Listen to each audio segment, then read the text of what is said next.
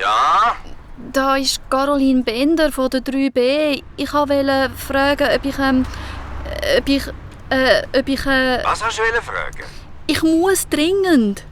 Ist kein anderes WC frei? Eben nicht. Ich mache fast in die Hose. Oh, bitte. Hallo? Sind Sie noch da? Also Haus, aber pressier. Danke vielmals. Schnell bin ich über den Pausenplatz zu der WC bei der Turnhalle gesputet. Im Mädchen-WC habe ich das Fenster aufgerissen. Meine Freundinnen haben schon gewartet. Eine nach der anderen ist durchs Fenster reingeklettert. Wo alle drin waren, bin ich sofort zurückgerannt zum Herrn Weidenbeck. Er hat schon ungeduldig auf mich gewartet. Wow, es hat gerade noch gelangt. Danke vielmals. Ade, Herr Weidenbeck. Ein schöner. Ich bin sofort um die Ecke gerast und bin wieder durchs WC-Fenster zurück in die Schule gestiegen.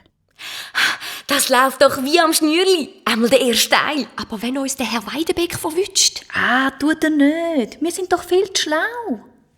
Wo wir in der Aula alles erledigt hatten, sind wir wieder aus dem Fenster rausgeklettert. Die anderen sind ab wie Raketen. Und ich bin wie angewurzelt stehen geblieben. Auf der anderen Strassenseite ist einer der Indianer gestanden, der Jonas.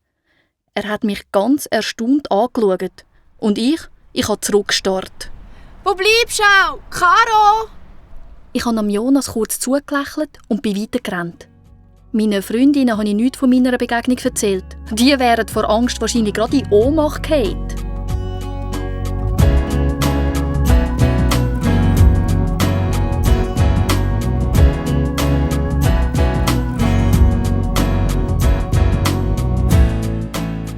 Am anderen Tag hat sich die ganze Schule in der Aula versammelt.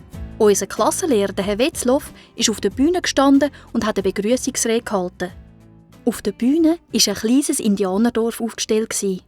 Mit dem Zelt, das Esther und ich schon die letzte Woche im Schrebergarten gesehen haben. Es hat auch noch einen Marterpfahl gehabt. Rundum sind Pfeilbögen, Köcher, Trommeln und ein Haufen anderes Indianerzeugs herumgelegen. So, und jetzt werdet ihr erleben, wie sich 4 von euren Mitschülern in tapfere Navajo-Krieger verwandeln. Der Ludwig und seine Stammesbrüder sind auf der Bühne erschienen. Ich war total aufgeregt. Jetzt können Sie ein Wunder erleben. Jetzt wird's lustig. Als erstes zeigen euch Buben, wie sich die Indianer schminken, wenn sie auf einen Kriegspfad gehen. Die 4 Navajos sind vor einem Spiegel gesessen und haben einen kleinen Schminkkoffer aufgemacht. Sie haben sich ihre Gesichter mit bunter Farbe angemalt. Die Yildiz und ich haben uns angeschaut und grinset. Aber, nichts ist passiert. Was ist denn los? Warum kratzen die sich nicht? Du hast doch Juckpulver in den Schminkkasten gestreut, oder? Klar habe ich das gemacht. Ich verstehe es auch nicht.